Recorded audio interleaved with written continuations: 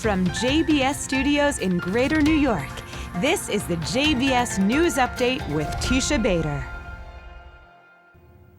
I'm Teisha Bader with the JBS News Update for Thursday, May the 18th, 2017. United States Special Envoy for International Negotiations Jason Greenblatt arrived in Israel today.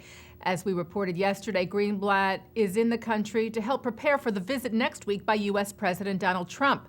Israeli Prime Minister Benjamin Netanyahu met with Greenblatt in his office together with Israel's ambassador to the United States, Ron Dermer.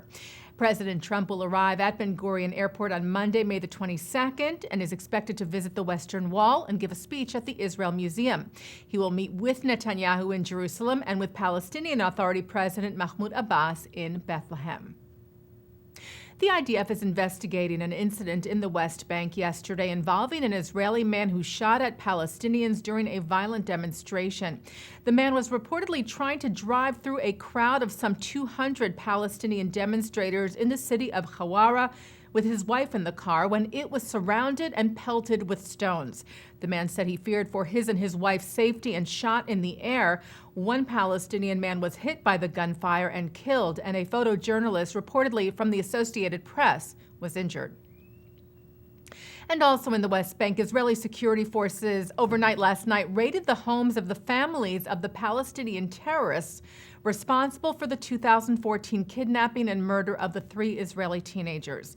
In a joint IDF, Shin Bet Border Police and Israel Police operation in Hebron, large sums of money given to the families of the Hamas terrorists who murdered Gilad Shar, Naftali Frankel, and Eyal Yifrach were confiscated. The IDF explained that Hamas has been giving compensation to the families as a way to, quote, empower the families of the terrorists on the Palestinian street and encourage future attacks. The Parliament of Belgium's largest region passed legislation yesterday banning ritual animal slaughter. The Parliament in Namur, which is in the Wallonia region, voted to prohibit the traditional practices of shechita, or kosher slaughter, and halal, ritual slaughter, which is followed by the Jewish and Muslim communities, respectively. Supporters of the ban include animal rights activists as well as right-wing nationalists. Opponents say it is a violation of religious freedom. The ban will take effect in June of next year. The import of kosher and halal meat will still be allowed. Lawyers for Jonathan Pollard were once again in court this week to try and ease his parole terms. Pollard served 30 years in prison after being convicted of spying for Israel.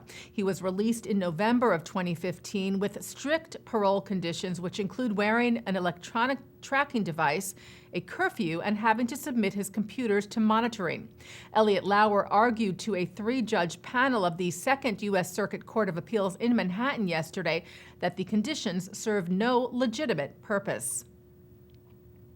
Well, all 50 U.S. governors and the mayor of the District of Columbia have shown their strong rejection of the BDS, boycott, divestment, and sanctions movement that seeks to delegitimize the State of Israel. They have all signed on to the Governors United Against BDS, an initiative of the American Jewish Committee, which declares that the goals of the BDS movement are antithetical to American values.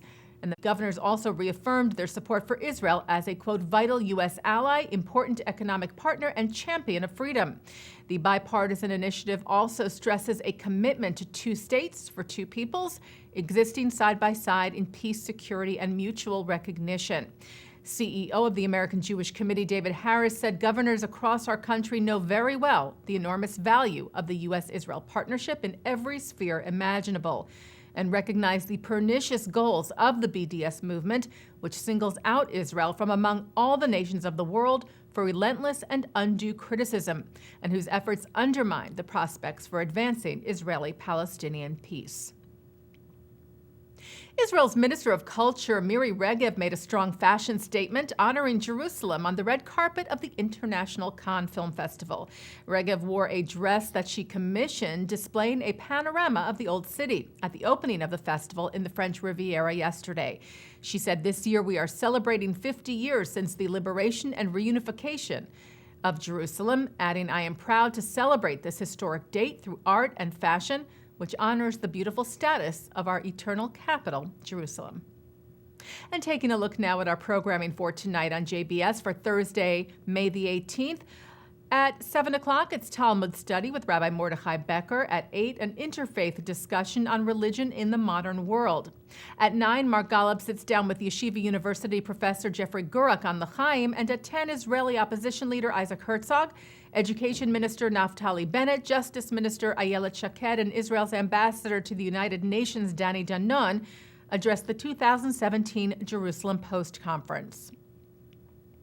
And coming up right after this newscast tonight at 6:30, Mark Golub speaks with Jewish Theological Seminary's Arnold Eisen about fighting the BDS movement on college campuses on tonight's In the News. And that's the JBS News Update for Thursday, May the 18th, 2017. I'm Teisha Bader.